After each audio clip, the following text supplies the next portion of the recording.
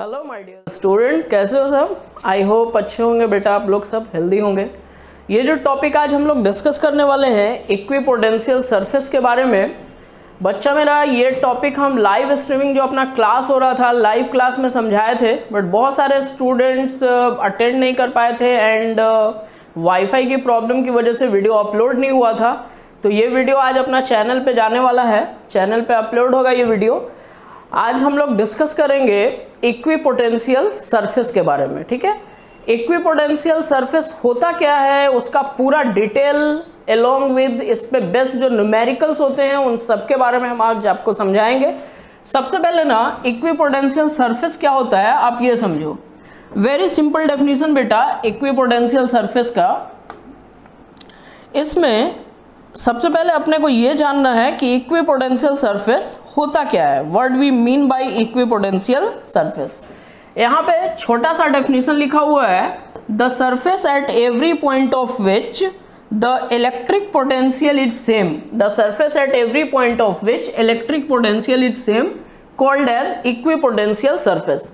अब इसको हम थोड़ा आपको फील कराते हैं कि इक्विपोटेंशियल सरफेस एक्चुअली में होता क्या है। जैसे ना तुमको पता है कि कंसिडर करो कि यहाँ पे कोई चार्ज हमें प्लेस कर देते हैं क्यू चार्ज, ठीक है, और इससे 2 सेंटीमीटर 5 सेंटीमीटर के डिस्टेंस पे एक डिस्टेंस हम मान लिए R1 डिस्टेंस। जो पोटेंशियल का वैल्यू होगा और पोटेंशियल होगा V is equal to KQ divided by R1। अगर मेरा बच्चा चार्ज ये Q जहां पे है वहीं पे रहे, Q चार्ज जैसा है ये चार्ज Q वहीं पे है। अब ये जो डिस्टेंस R1 है अगर हम इस डायरेक्शन में लेते हैं तो इस पॉइंट पे भी पोटेंशियल की वैल्यू उतनी ही होगी। अगर ये डिस्टेंस हम इस डायरेक्शन में लेते हैं R1 डिस्टेंस, तब भी पोटेंशियल की वैल्यू उतनी ही होगी। अगर ये डिस्टेंस हम R1 लेते हैं तब भी इलेक्ट्रिक पोटेंशियल की वही वैल्यू होगी। मतलब चार्ज से इक्वल डिस्टेंस पे इलेक्ट्रिक पोटेंशियल की वैल्यू हमेशा सेम होगी, ठीक है। ये डिस्टेंस आप किधर भी ले सकते हो। मीन्स अपने को यहाँ पे एक ऐसा सरफेस मिल रहा है, ये जो सरफेस बन रहा है चार्ज पार्टिकल के चारों तरफ का सरफेस, ये बच्चा मेरा एक ऐसा सरफेस है जिसके सारे पॉइंट पे इलेक्ट्रिक पोटेंशियल का वैल्यू सेम है। तो ऐसे सरफेस को ही हम इक्विपोटेंशियल सरफेस बोलते हैं। अब आप ऐसा एज्यूम करो कि हम डिस्टेंस को थोड़ा इंक्रीज करते हैं, ठीक है ना। डिस्टेंस को हम बढ़ा लिए, मान लो अब ये डिस्टेंस हम R2 कर दिए, तो इस पॉइंट पे जो पोटेंशियल की वैल्यू होगी वो होगा KQ डिवाइडेड बाई R2, ठीक है। अब ये डिस्टेंस मान लो R2, यहाँ पे भी ये डिस्टेंस R2 है, यहाँ से इस डायरेक्शन में भी ये डिस्टेंस हम R2 ले लिए, इस डायरेक्शन में भी ये डिस्टेंस R2 ले लिए। तो इस डिस्टेंस R2 का जितना सारा पॉइंट होगा सारे पॉइंट पे पोटेंशियल की वैल्यू सेम होगी। ऐसे सरफेसेस को हम लोग इक्विपोटेंशियल सरफेस बोलते हैं। Means definition is very easy, the surface at every point of which the value of electric potential is same called as equipotential surface. ऐसे ही सरफेस को हम लोग इक्विपोटेंशियल सरफेस बोलते हैं, ठीक है ना। अब यहाँ पे जो हम एग्जाम्पल लिए थे वो एग्जाम्पल लिए थे पॉइंट चार्ज का, आपको एक्सप्लेन करने के लिए। इस पॉइंट पे हम एक चार्ज रखे थे, पॉइंट चार्ज था हमारा, इस पॉइंट पे क्यू चार्ज था। तो एक इक्विपोटेंशियल सरफेस हम जो देखे R1 डिस्टेंस पे देखे, ये आप देखिए एक इक्विपोटेंशियल सरफेस। दूसरा इक्विपोटेंशियल सरफेस हम R2 डिस्टेंस पे देखे। इसी तरह से हम डिस्टेंस बढ़ाते जाएंगे तो इक्विपोटेंशियल सरफेस हमारा नया नया बन के तैयार होता जाएगा। मीन्स अब ना इसको थोड़ा 3 डायमेंशन में आप एज्यूम करो कि 3 डायमेंशन में ये क्या होने वाला है। तो बच्चा अगर किसी भी स्फीयर के सेंटर पे चार्ज रखा हुआ है तो एक पार्टिकुलर डिस्टेंस पे जो एक स्फीयर बनेगा उस स्फीयर के सारे पॉइंट पे इलेक्ट्रिक पोटेंशियल का वैल्यू सेम होगा। तो हम उस स्फीयर को इक्विपोटेंशियल सरफेस बोलेंगे।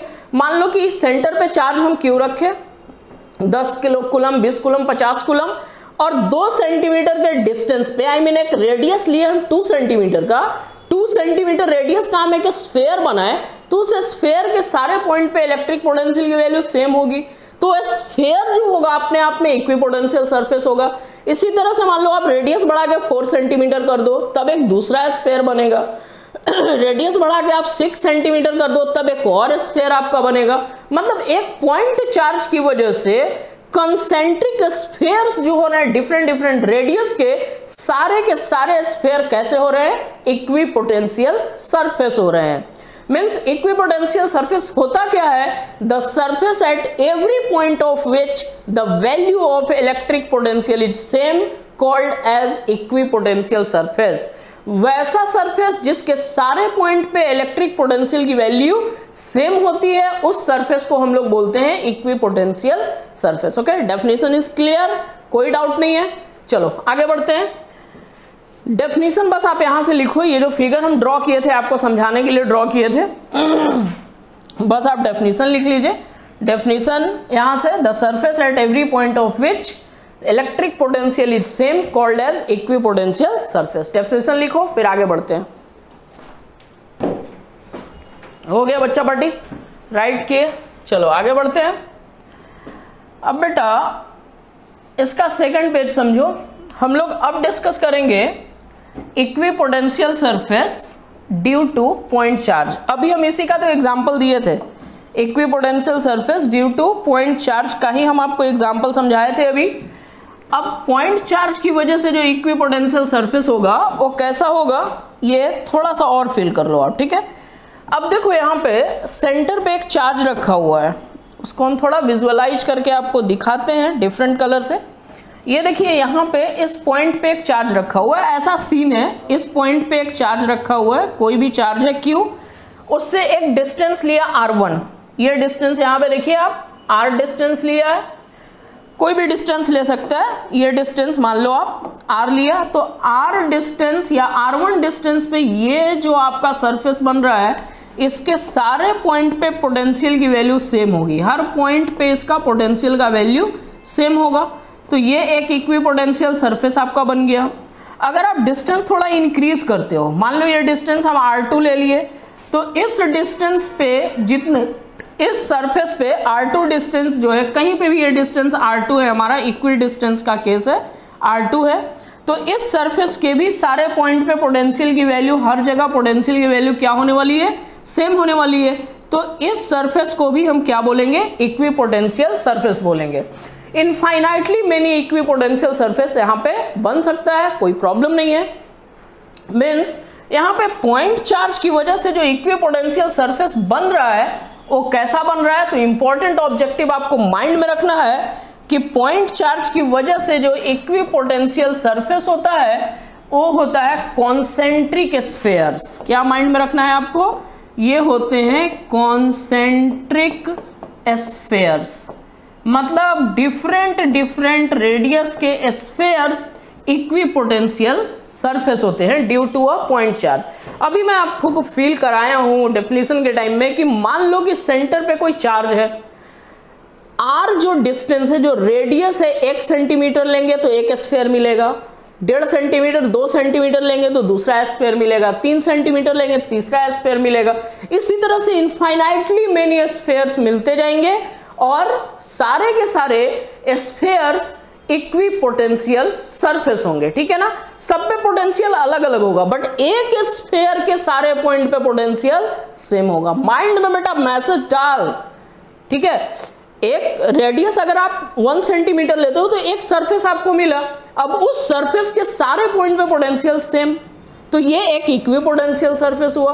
रेडियस थोड़ा हम बढ़ा दिए तो एक दूसरा स्फीयर अपने को मिला, तो दूसरे स्फीयर पे भी, दूसरे स्फीयर के भी सारे पॉइंट पे पोटेंशियल सेम होंगे, तो दूसरा स्फीयर भी इक्विपोटेंशियल सरफेस बोला जाएगा। लेकिन जैसे यहां पे ये जो स्फीयर बना के दिया है आपका, ये वाला स्फीयर, इसके सारे पॉइंट पे पोटेंशियल सेम होंगे, तो ये एक इक्विपोटेंशियल सरफेस हुआ। दूसरा ये इक्विपोटेंशियल सरफेस आपका हुआ, ठीक है। इसी तरह से तीसरा, चौथा, आप रेडियस बढ़ाते जाओ, आपको नया नया इक्विपोटेंशियल सरफेस मिलता जाएगा। तो इक्विपोटेंशियल सरफेस के सारे पॉइंट पे पोटेंशियल बराबर होते हैं, बट जैसे जैसे आप चार्ज से दूर जाओगे वैसे वैसे इलेक्ट्रिक पोटेंशियल की वैल्यू घटेगी। और वैसे भी एक बड़ा प्यारा बात हम आपको पहले बताए हैं, potential decreases in the direction of electric field. बेटा ये चार्ज आपका पॉजिटिव अगर लेते हो, ये चार्ज आप प्लस क्यू लेते हो, पॉजिटिव चार्ज लेते हो, तो पॉजिटिव चार्ज की वजह से जो इक्विपोटेंशियल सरफेस, ध्यान से देखो, अगर मान लो कि यहाँ पे प्लस क्यू चार्ज रखा हुआ है, ये चार्ज कितना रखा हुआ है, प्लस क्यू चार्ज रखा हुआ है, तो इसकी वजह से इलेक्ट्रिक फील्ड का डायरेक्शन क्या होगा, इलेक्ट्रिक फील्ड का डायरेक्शन होगा अवे फ्रॉम चार्ज, किसी भी डायरेक्शन में चार्ज से दूर की तरफ। ये इलेक्ट्रिक फील्ड का डायरेक्शन होगा, रेडियली आउटवर्ड होता है इलेक्ट्रिक फील्ड, ये इलेक्ट्रिक फील्ड का डायरेक्शन होगा। जिस डायरेक्शन में इलेक्ट्रिक फील्ड है, आप चार्ज से उधर दूर होते जा रहे हो, मतलब पोटेंशियल की वैल्यू घटेगी। अगर ये डिस्टेंस r1 है तो यहाँ पोटेंशियल हो जाएगा kq डिवाइडेड बाई r1। ये डिस्टेंस अगर आपका r2 है तो यहाँ पे पोटेंशियल हो जाएगा kq डिवाइडेड बाई r2। अब ये डिस्टेंस बढ़ गया मतलब पोटेंशियल घट गया। तो जिस डायरेक्शन में इलेक्ट्रिक फील्ड होता है उस डायरेक्शन में पोटेंशियल डिक्रीज करता है। Got the message. दूसरा इंपॉर्टेंट बात आप ये समझो कि जो इलेक्ट्रिक फील्ड होता है वो इक्विपोटेंशियल सरफेस पे हमेशा परपेंडिकुलर होता है। ये मैं अलग से भी समझाऊंगा आपको प्रॉपर्टीज ऑफ इक्विपोटेंशियल सरफेस में। इक्विपोटेंशियल सरफेस पर इलेक्ट्रिक फील्ड हमेशा नॉर्मल होता है। Electric field is always normal at any equipotential surface. यहां से 2-3 बात आपको माइंड में लेके जाना है। पॉइंट चार्ज की वजह से इक्विपोटेंशियल सरफेस कैसे होंगे, तो पॉइंट चार्ज की वजह से इक्विपोटेंशियल सरफेस हमारा कॉन्सेंट्रिक स्फीयर होगा। क्या होगा, कॉन्सेंट्रिक स्फीयर। ऑब्जेक्टिव में आपसे ये पूछ सकता है कि what is equipotential surface due to a point charge. 4 option given होंगे, आपको कॉन्सेंट्रिक स्फीयर में ठोक देना है। या आपसे ये भी पूछ सकता है draw equipotential surface due to a point charge. आप पॉइंट चार्ज की वजह से इक्विपोटेंशियल सरफेस ड्रॉ करो, तो आपको इसी तरह से 2 डायमेंशनल फिगर में ड्रॉ करना पड़ेगा और ये कॉन्सेंट्रिक स्फीयर्स होगा। ओके बेटा, got the message. Okay, write करो फास्ट। फिगर जो ओरिजिनल वाला है आपको वही बनाना है, जो ऊपर से मैं आपको समझाने के लिए एक्सप्लेन करता हूँ वो नहीं। ये कॉन्सेंट्रिक स्फीयर आप यहाँ पे 2 बना हुआ है, आप बहुत सारे बना सकते हो। सिंपली आप ऐसा भी बना सकते हो, कोई इशू नहीं है। यहाँ पे एक पॉइंट चार्ज ले लो आप, प्लस क्यू या माइनस क्यू। एक डिस्टेंस r1 पे ये एक स्फीयर बना दो। थोड़ा डिस्टेंस आप इंक्रीज कर लो, थोड़ा डिस्टेंस आप बढ़ा लो। मान लो ये डिस्टेंस r2 है, यहाँ पे एक स्फीयर बना लो। फिर आप और डिस्टेंस बढ़ा लो, मान लो ये डिस्टेंस आपका r3 है, इस डिस्टेंस पे भी बना लो। ये सारे के सारे इक्विपोटेंशियल सरफेस है। चूंकि तुम्हारा इलेक्ट्रिक फील्ड चार्ज तुम्हारा पॉजिटिव है तो इलेक्ट्रिक फील्ड का जो डायरेक्शन होगा वो रेडियली आउटवर्ड होगा और इलेक्ट्रिक फील्ड हमेशा इक्विपोटेंशियल सरफेस पे परपेंडिकुलर होता है। ये फिगर भी आप कॉपी में बना सकते हो, दोनों सिमिलर फिगर है, सेम मैसेज आपको दे रहा है। ओके, राइट करो fast. Equipotential surface due to line charge. अब अपने को डिस्कस करना है लाइन चार्ज की वजह से इक्विपोटेंशियल सरफेस के बारे में। Equipotential surface due to line charge हम लोग डिस्कस करेंगे। लाइन चार्ज मतलब बेटा किसी भी एक लाइन पे चार्ज प्लेस्ड है, लाइन चार्ज की वजह से इक्विपोटेंशियल सरफेस अपने को समझना है। लाइन चार्ज की वजह से कैसा होगा इक्विपोटेंशियल सरफेस, ये आप फील करो, समझो। जैसे मान लो कि ये एक लाइन है, एक लाइन है। अब इसकी वजह से इक्विपोटेंशियल सरफेस अपने को बनाना है, तो हम ऐसा मान लेते हैं कि 1 सेंटीमीटर की दूरी पे हर तरफ हम एक पॉइंट बना रहे हैं, हर तरफ। तो आफ्टर ऑल है ना, एक सिलेंडर बन रहा है इसके चारों तरफ, ठीक है। ये जो सिलेंडर है यही इक्विपोटेंशियल सरफेस है। मीन्स लाइन चार्ज की वजह से इक्विपोटेंशियल सरफेस आपका कैसा बन रहा है, आप ध्यान से देखो, दोबारा समझाता हूं। कंसिडर करो कि ये आपका एक लाइन है, ये आपका एक लाइन है और इस पे आपने चार्ज पॉजिटिव दे रखा है। ये पॉजिटिव चार्ज है हमारा, ठीक है। ये लाइन चार्ज हमारा बन के रेडी है। अब इसकी वजह से हमको इक्विपोटेंशियल सरफेस बनाना है, तो इसकी वजह से इक्विपोटेंशियल सरफेस, जैसे मान लो हम r1 डिस्टेंस पे लिए, तो r1 डिस्टेंस पे हर तरफ, चारों तरफ r1 डिस्टेंस पे एक ऐसा सरफेस बन रहा है जिसके सारे पॉइंट पे पोटेंशियल सेम है। तो ये कैसा बन रहा है, एक सिलेंडर बन रहा है। इसी तरह से मान लो कि हम डिस्टेंस थोड़ा इंक्रीज करते हैं, डिस्टेंस को हमने थोड़ा बढ़ाया, अब हम डिस्टेंस ले लेते हैं r2। तो r2 डिस्टेंस पे लाइन चार्ज के चारों तरफ आपको एक सरफेस मिल रहा है। ये सरफेस भी क्या बोला जाएगा, इक्विपोटेंशियल सरफेस बोला जाएगा। तो लाइन चार्ज की वजह से जो आपका इक्विपोटेंशियल सरफेस हो रहा है, equipotential surface due to line charge, ये कैसा हो रहा है मेरा बच्चा, तो ये हो रहा है coaxial cylinders. Infinitely many equipotential surfaces यहाँ पे बन रहे हैं और सबका एक्सिस जो है वो लाइन चार्ज पे है। तो ऑब्जेक्टिव के लिए माइंड में रखना है, लाइन चार्ज की वजह से इक्विपोटेंशियल सरफेस कैसे होते हैं? तो ये होता है कोएक्सियल सिलेंडर। कैसा होता है? Coaxial cylinder. कोएक्सियल सिलेंडर होता है। दिख रहा है, विजुअलाइज हो रहा है। चलो फिगर को या डिलीट करके मैं ऑब्जेक्टिव के लिए अच्छे से लिख देता हूं। Equipotential surface due to line charge. Line charge की वजह से जो आपका इक्विपोटेंशियल सरफेस होता है वो कैसा होता है मेरा बच्चा? तो लाइन चार्ज की वजह से इक्विपोटेंशियल सरफेस होता है आपका कोएक्सियल सिलेंडर। जो हम फिगर बना के दिए थे कॉपी में वही बनाना। ये फिगर भी मेरा बच्चा वही है, ये फिगर भी ऑलमोस्ट वही है। विजुअलाइज करा देता हूं मैं एक बार। ये देखो, ये बीच से ये जो लाइन आया ये आपका लाइन चार्ज है। इस पे कोई भी चार्ज दे देगा, पॉजिटिव चार्ज या निगेटिव चार्ज, बस फील्ड का डायरेक्शन चेंज होता है, कोई कॉन्सेप्ट नहीं। अब उसकी वजह से ये R1 डिस्टेंस पे एक सिलेंडर बन गया। ये सिलेंडर है R1 डिस्टेंस पे, ये देखो आप, ये सिलेंडर। इसी तरह से डिस्टेंस और बढ़ाया, R2 डिस्टेंस लिया, ये डिस्टेंस आप यहाँ पे शो किया है R2 डिस्टेंस पे भी एक सिलेंडर बन रहा है, तो ये भी इक्विपोटेंशियल सरफेस है। इसी तरह से डिफरेंट सिलेंडर्स बन रहे हैं। आपको जो फिगर ड्रॉ करना है वेरी सिंपल, एक लाइन बना लेना है, लाइन पे ये पॉजिटिव चार्ज को शो कर देना है और डिफरेंट रेडियस के आपको यहाँ पे सिलेंडर बना लेना है। ठीक है, पहले एक डिस्टेंस आप R1 ले लो, ठीक है, इस डिस्टेंस पे आप एक सिलेंडर बना दो, ये इक्विपोटेंशियल सरफेस बन गया। आप डिस्टेंस थोड़ा इंक्रीज कर लो, आप डिस्टेंस कर लो R2, इस डिस्टेंस पे आप एक सिलेंडर बना दो। जितना मन करता है इसी तरह से आप सिलेंडर बनाते जाओ। और यहाँ पे भी इक्विपोटेंशियल सरफेस की वो प्रॉपर्टी वैलिड होगा जिस प्रॉपर्टी में मैं बोल रहा हूं आपको कि electric field is always normal to all equipotential surfaces. और चार्ज से आप जैसे जैसे दूर जाओगे इक्विपोटेंशियल सरफेस पर पोटेंशियल की वैल्यू घटेगी। ओके, तो यहाँ पे भी अगर आप शो करना चाहते हैं आप कर सकते हैं। ये आप देखिए, ये आपका इलेक्ट्रिक फील्ड का डायरेक्शन होगा ड्यू टू पॉजिटिव चार्ज। ये इलेक्ट्रिक फील्ड सारे इक्विपोटेंशियल सरफेस पे कितने का कोण बना रहा है, कितने का एंगल बना रहा है? 90 डिग्री का। Means electric field is always normal to every equipotential surface. Got the message? चलो बेटा राइट करो फास्ट, फिर आगे बढ़ाता हूं मैं। हो गया बच्चा लोग? चलो आगे समझते बेटा। अब हम लोग डिस्कस करेंगे इसका आगे का पॉइंट, देखते हैं। नेक्स्ट जो हम लोग डिस्कस करेंगे वो होगा अपना equipotential surface due to uniform electric field. Equipotential surface due to uniform electric field. Uniform electric field represent करना हम आपको समझाए हैं बेटा। इलेक्ट्रिक फील्ड लाइंस जब पैरेलल होते हैं तो parallel electric field lines uniform electric field show करता है। Parallel electric field lines uniform electric field show करता है। अब इसको थोड़ा प्रैक्टिकली समझो, धीमे धीमे करके समझा रहा हूं मैं। देखो यहां पे बच्चा मेरा ध्यान दो, अभी अपने को समझना है equipotential surface due to uniform electric field.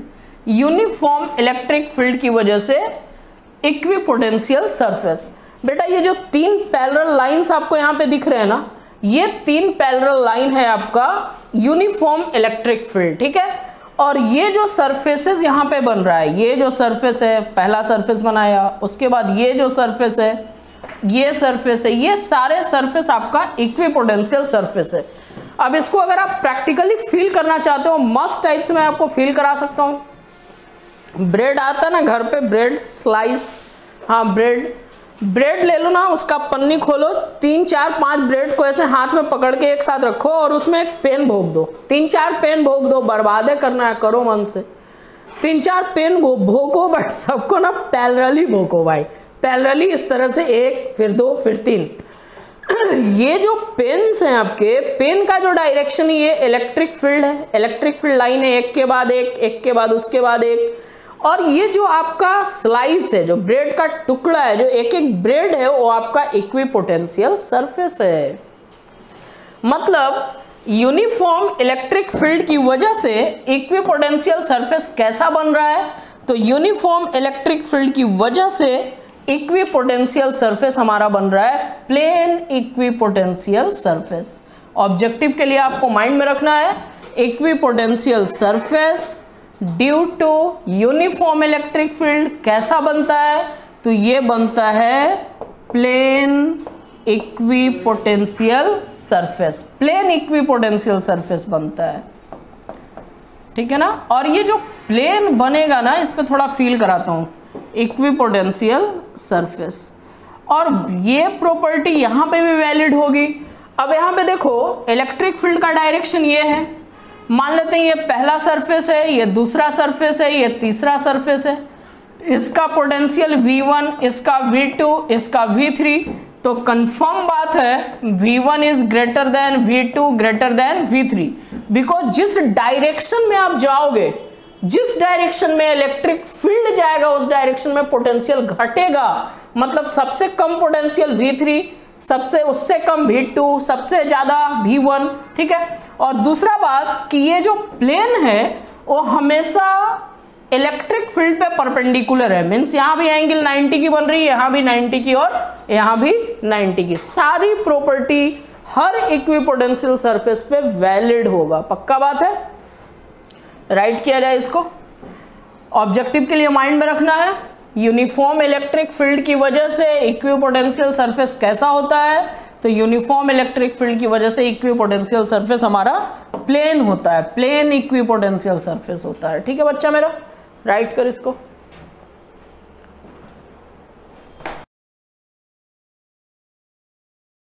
चलो बेटा इतना तो हो गया। अब हम लोग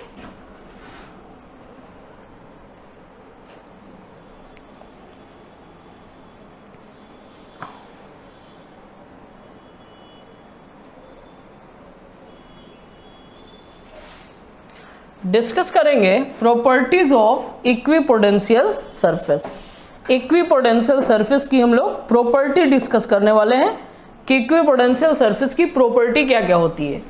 यहां से ना अभी तक जो आप पढ़े उससे 3 टाइप का इक्विपोटेंशियल सरफेस है। 1 मार्क्स का बोर्ड में क्वेश्चन बनेगा, आपसे ऑब्जेक्टिव में पूछ सकता है कि इक्विपोटेंशियल सरफेस पॉइंट चार्ज की वजह से कैसा होता है, कॉन्सेंट्रिक स्फीयर, लाइन चार्ज की वजह से कैसा होता है, coaxial cylinder, and uniform electric field की वजह से कैसा होता है? तो यूनिफॉर्म इलेक्ट्रिक फील्ड की वजह से होता है प्लेन सरफेस, प्लेन, ठीक है। हर जगह पे परपेंडिकुलर और फील्ड के डायरेक्शन में पोटेंशियल डिक्रीज करेगा। अभी इस टॉपिक से आपसे ये बोलेगा कि आप ना भैया इक्विपोटेंशियल सरफेस का 3 या 5 प्रॉपर्टी लिखो। 2-3 मार्क्स, 5 मार्क्स में 2 या 3 मार्क्स में पूछे जा सकते हैं कि write down the properties of equipotential surface. तो देखते हैं इक्विपोटेंशियल सरफेस की क्या प्रॉपर्टी है। इक्विपोटेंशियल सरफेस की प्रॉपर्टी नंबर 1, पहला जो प्रॉपर्टी है, the electric field is always perpendicular to an equipotential surface. First property को हर एक फिगर में हम आपको फील कराए कि इक्विपोटेंशियल सरफेस पे इलेक्ट्रिक फील्ड हमेशा परपेंडिकुलर होता है। At any equipotential surface electric field is always perpendicular. First property her figure में हम आपको ड्रॉ करके समझाएं, टेंशन लेने वाला बात नहीं है। सेकेंड जो प्रॉपर्टी है आपका वो कंसिडर करो, बोलता है 2 equipotential surface can never intersect. 2 equipotential surface कभी एक दूसरे को इंटरसेक्ट नहीं कर सकते। भाई अब ये जो इसका जो आंसर है, जो इसका रिप्लाई है, वो पहले वाले चैप्टर से हम आपको रेस्पॉन्ड करके समझाएंगे। बच्चा मेरा, हम आपको ये बताए थे कि 2 इलेक्ट्रिक फील्ड लाइंस भी कभी एक दूसरे को इंटरसेक्ट नहीं करता है, बिकॉज जहां पे इंटरसेक्ट करेगा वहां पे इलेक्ट्रिक फील्ड का 2 डायरेक्शन हो जाएगा और एक पॉइंट पे एक वेक्टर का 2 डायरेक्शन पॉसिबल नहीं है। इसलिए कभी भी 2 इलेक्ट्रिक फील्ड लाइन एक दूसरे को इंटरसेक्ट नहीं करते हैं। Same concept is here also. 2 equipotential surface भी कभी एक दूसरे को इंटरसेक्ट नहीं करेगा, जस्ट बिकॉज कि जहां पे इंटरसेक्ट करेगा वहां पे इलेक्ट्रिक फील्ड का 2 डायरेक्शन होगा, जो कि कभी पॉसिबल नहीं है। ओके, प्रॉपर्टी नंबर 3 बोलता है कि for a point charge equipotential surface is concentric sphere, ये आपको पहले से पता है। प्रॉपर्टी नंबर 4 आते हैं, बोलता है इन यूनिफॉर्म इलेक्ट्रिक फील्ड, यहां पे फील्ड छूट गया है, in uniform electric field any plane normal to the field direction is an equipotential surface. सही बात है यार, किसी भी यूनिफॉर्म इलेक्ट्रिक फील्ड के लिए जो प्लेन पोटेंशियल जो इक्विपोटेंशियल सरफेस होता है वो हमेशा इलेक्ट्रिक फील्ड पे नॉर्मल होता है, कोई दिक्कत वाला बात नहीं है। उसके बाद आ जाओ आप नेक्स्ट, और ये सबसे इंपॉर्टेंट टॉपिक है, सबसे इंपॉर्टेंट ऑब्जेक्टिव यहां से आपको मिलेगा। बोलता है कि the work done in moving a charge from one point to another point at equipotential surface is always zero. मतलब इक्विपोटेंशियल सरफेस के ऊपर किसी भी चार्ज को एक पॉइंट से दूसरे पॉइंट पे लेकर जाने में जो वर्क होता है वो वर्क जीरो होता है। क्यों होता है मेरा बच्चा? इसका एक तो जो बुक्स में लिखता है वो आंसर देंगे, एक हम आपको प्रीवियस नॉलेज से भी समझाएंगे इस चीज को कि ये चीज होगा कैसे। अब जैसे मान ले बेटा कि ये कोई इक्विपोटेंशियल सरफेस है, बना लिए भाई ये हम एक इक्विपोटेंशियल सरफेस। अब इस इक्विपोटेंशियल सरफेस पे ना 2 पॉइंट ले लेते हैं, कंसीडर करो 2 पॉइंट हम ले लिए, एक पॉइंट हम ले लिए A और दूसरा पॉइंट हम ले लिए B। भाई जब ये इक्विपोटेंशियल सरफेस का 2 पॉइंट है तो इसका मतलब है कि इन दोनों पॉइंट पे पोटेंशियल सेम होगा, मतलब जितना VA होगा उतना ही VB होगा। ठीक है, वर्क डन के बारे में तुम क्या जानते हो? आप वर्क डन के बारे में जानते हैं W is equal to Q into potential difference, Q into V potential difference, मतलब VB माइनस VA। अगर किसी भी चार्ज को, कोई भी एक चार्ज आप ले लो, किसी भी चार्ज को A पॉइंट से, यहाँ Q चार्ज है, इसको हम A पॉइंट से B पॉइंट पे लेके गए, इस प्रोसेस में हमसे वर्क पूछ रहा है, तो A से B जब हम लेके जाएंगे तो फाइनल पोजीशन हमारा B होगा और इनिशियल पोजीशन A होगा, तो पोटेंशियल डिफरेंस क्या होगा हमारा? VB माइनस VA, ये वर्क डन निकलेगा। अब बेटा यहाँ पे आप देखो वर्क डन बराबर चार्ज तो Q है, लेकिन A और B दोनों पॉइंट का पोटेंशियल सेम है भाई। जब दोनों पॉइंट का पोटेंशियल सेम है तो पोटेंशियल डिफरेंस क्या होगा? पोटेंशियल डिफरेंस जीरो होगा, मतलब VA माइनस VB का वैल्यू हो गया जीरो, तो देयरफॉर वर्क डन बराबर जीरो। ठीक है, अच्छा बेटा यहाँ पे ये तो बुक्स में आपको मिल जाएंगे, बुक्स में लिखे होते हैं। एक बात और आप समझो, अपना कॉन्सेप्ट पर्सनल वाला। पर्सनल क्या है यार, फिजिक्स में कुछ पर्सनल नहीं होता है। हाँ बस मैं आपको रिमाइंड करा रहा हूं क्योंकि पहले मैंने आपको पढ़ाया है work energy theorem. Work energy theorem में हम आपको बताए हैं कि work done is equal to change in kinetic energy.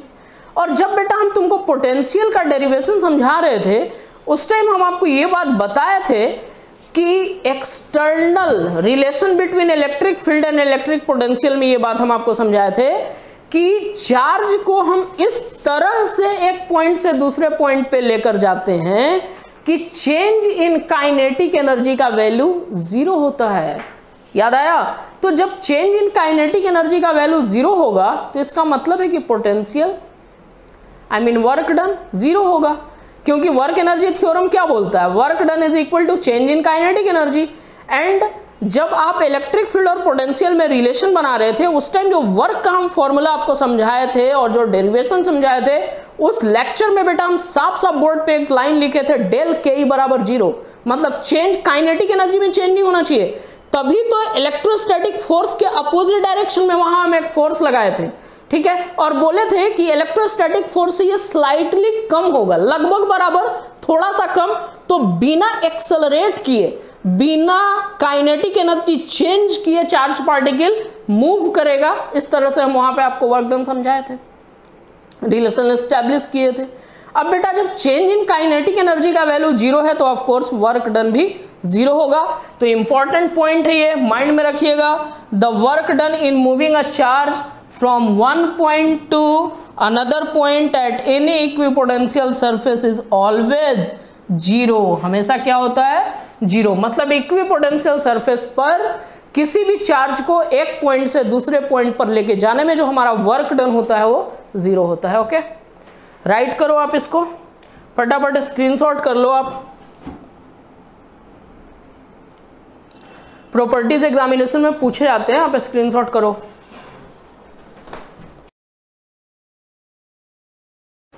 अब हम लोग बेटा इसके बेस्ट न्यूमेरिकल्स देखते हैं, फटफट जो न्यूमेरिकल्स है वो आप कर लो।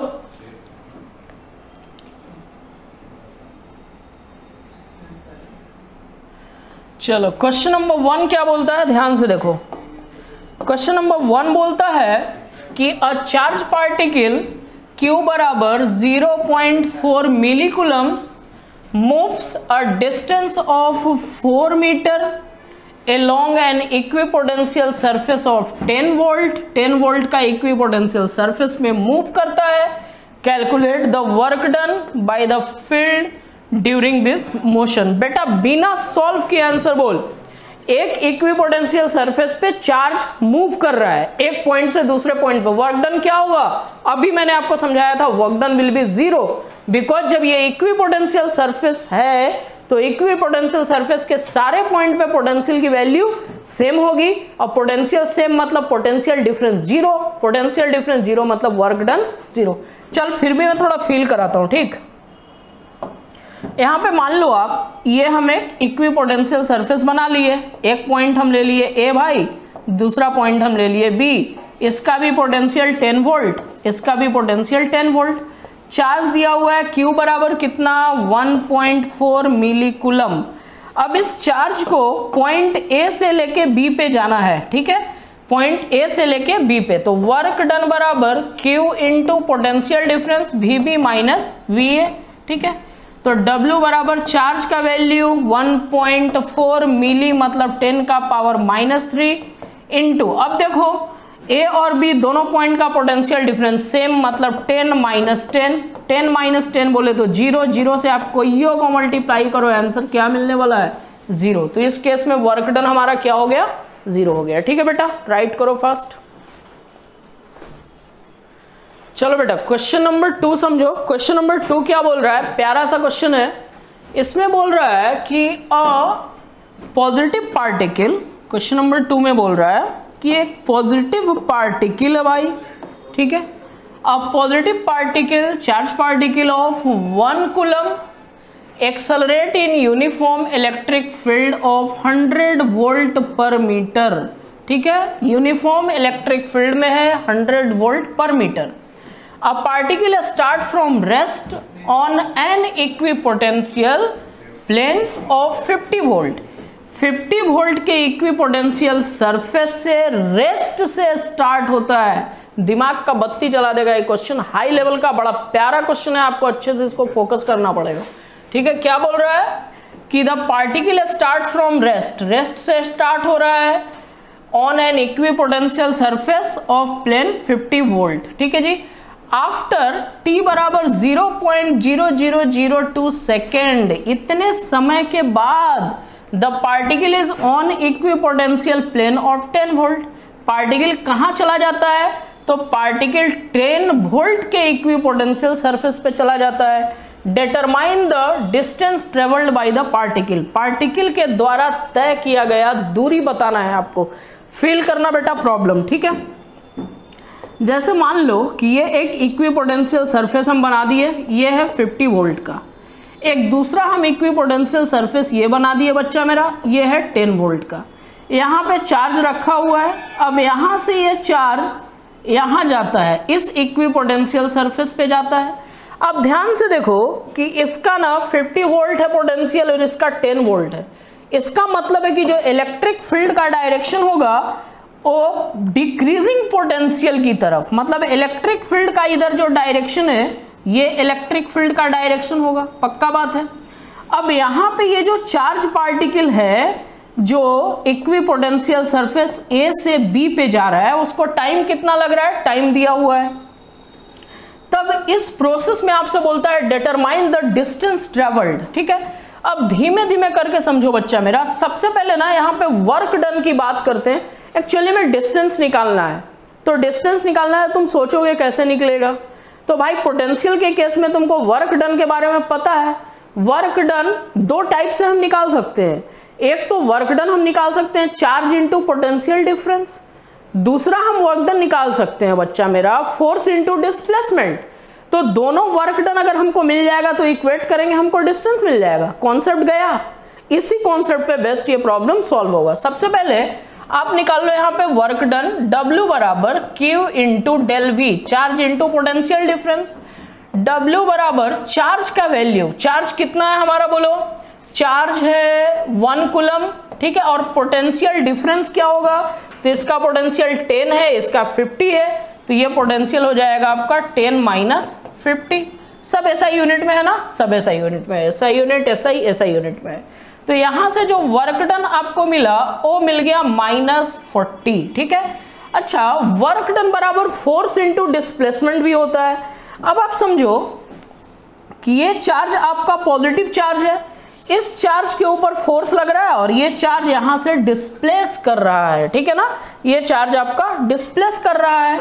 जब चार्ज ये डिस्प्लेस कर रहा है कहां से कहां तक, आप देख सकते हो इक्विपोटेंशियल सरफेस ए से बी तक।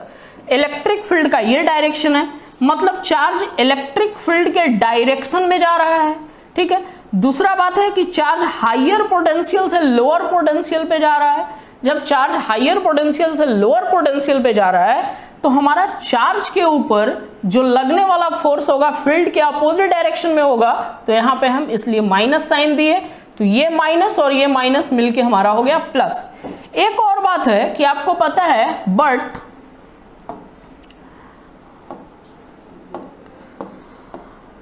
W बराबर फोर्स इंटू डिस्प्लेसमेंट, तो फोर्स क्या होता है बच्चा मेरा, फोर्स होता है हमारा Q इंटू ई। फोर्स हमारा क्या होता है बेटा, फोर्स बराबर Q इंटू ई, तो Q इंटू ई ये फोर्स हो गया और D मतलब डिस्टेंस हो गया।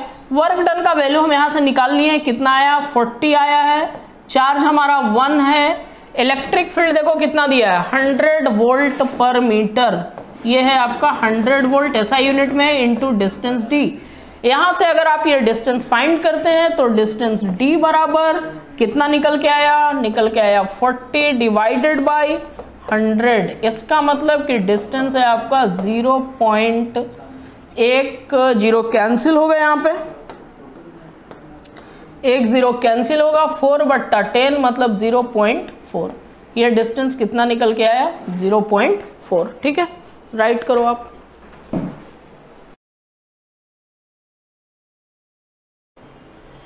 हो गया बेटा ये क्वेश्चन में, बस आपको माइंड में ही रखना था कि एक चार्ज पार्टिकल एक इक्विपोटेंशियल सरफेस से दूसरे इक्विपोटेंशियल सरफेस पे जाता है, मतलब यहाँ पे आपका पोटेंशियल था एक प्लेट पे, इस पे कुछ पोटेंशियल था, ये दूसरा प्लेट था, इस पे भी कुछ पोटेंशियल था। यहाँ पे चार्ज एक पॉइंट से दूसरे पॉइंट पे जा रहा है, यहाँ पे चार्ज Q है, यहाँ से यहाँ तक जा रहा है, तो ये जो डिस्टेंस है ये डिस्टेंस अपने को फाइंड करना था गिवन इन्फॉर्मेशन के अकॉर्डिंग। वेरी सिंपल, पहले हम वर्क डन निकाल दिए चार्ज इंटू पोटेंशियल डिफरेंस से, फिर हम वर्क डन निकाल दिए फोर्स इंटू डिस्प्लेसमेंट से, एंड फोर्स क्या होता है Q इंटू ई होता है, फोर्स इंटू डिस्प्लेसमेंट D। इन्हीं दोनों को हम कंपेयर किए, यहाँ से वर्क डन निकाले, यहाँ से वर्क डन निकाले, इन दोनों को कंपेयर किया और फाइनली हमको क्या मिल गया, डिस्टेंस मिल गया, ठीक है। इसी तरह के स्मॉल स्मॉल क्वेश्चंस, प्यारे प्यारे क्वेश्चन इस टॉपिक से बनते हैं। आज के लेक्चर में, इस लेक्चर में इक्विपोटेंशियल सरफेस में इतना ही। Thank you so much, keep continuous watching and be safe at home, be healthy. Thank you so much.